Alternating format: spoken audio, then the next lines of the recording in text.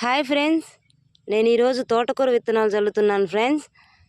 Already నేను అక్కడ చల్లున్నాను, కానీ మా పిల్లలు వాటర్ పారగట్టినప్పుడు అంతా తొక్కేసి మొలకలు రాలేదు ఫ్రెండ్స్ సరిగా. మళ్ళీ ఈసారి చల్లుతున్నాను. చూడండి ఫ్రెండ్స్, తోటకూర విత్తనాలు తీసుకున్నాను ఫ్రెండ్స్. వీటిని ఫస్ట్ ఇలా ఎరువులో కలుపుకుంటున్నాను ఫ్రెండ్స్.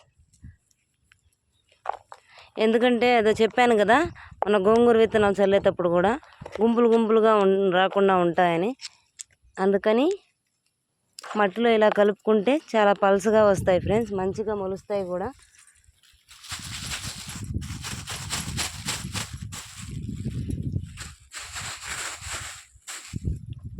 ఇలా మంచిగా ఎరువులో కలుపుకుంటే మనకు విత్తనాలు చల్లుకోవడానికి ఈజీగా ఉంది. కొంతమంది అయితే ఫ్రెండ్స్ వీటిని ఇసుకలో కలిపి చల్లుతారు. నేనైతే ఆల్మోస్ట్ ఎరువునే యూజ్ చేస్తాను ఫ్రెండ్స్. ఇలా మొత్తం మనం ఎరువులో మిక్స్ చేసుకొని చల్లుకోవడం వల్ల మనకు విత్తనానికి ఎరువు వేసినట్టు ఉంటుంది, ప్లస్ మనకు విత్తనాలు దూరంగా పడి మంచిగా మొలకలు రావడము జరుగుతుంది.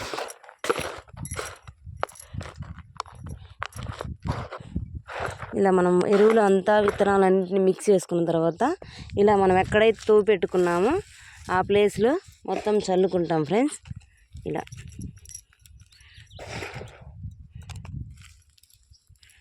ఈసారి కొంచెం ఎక్కువగానే ప్లేస్ తీసుకున్నాను ఫ్రెండ్స్, ఎందుకంటే కొంచెం విత్తనాలు ఎక్కువగా ఉన్నాయి.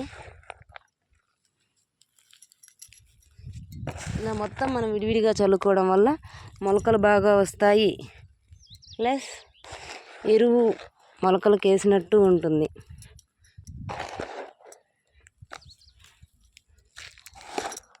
ఆల్రెడీ భూమిలో పదునుంది ఫ్రెండ్స్, అందుకని వీటికి ఒక 1 or 2 days వరకు వాటర్ సప్లై చేయాల్సిన అవసరం కూడా లేదు.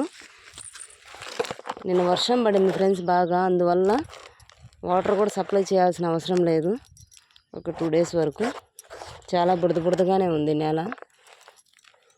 ఇలా సప్లై చేసుకోవడం వల్ల మనకు మొలకలు అనేవి చాలా బాగా వస్తాయి ఫ్రెండ్స్. నేనైతే ఆల్మోస్ట్ మా విత్తనాలు చల్లడానికి ఎరువునే యూజ్ చేస్తాను ఫ్రెండ్స్. ఇసుకని ఎప్పుడు యూజ్ చేయను. ఆల్మోస్ట్ నాకు కూడా ఇప్పుడు నేను విత్తనాలు చల్లుతున్నానంటే కొంతమంది సలహా ఇచ్చారు ఫ్రెండ్స్, కొంచెం ఇసుక తీసుకొని కలిపి అది చల్లు బాగా వస్తాయని. కానీ నాకు ఎందుకో ఇసుక కంటే కూడా ఎరువులో కలిపి చల్లడమే కొంచెం బెనిఫిట్గా ఉంటుంది అనిపిస్తుంది. అందుకనే నేను ఎప్పుడైనా సరే ఎరువు తీసుకొని విత్తనాలు చల్లుతాను.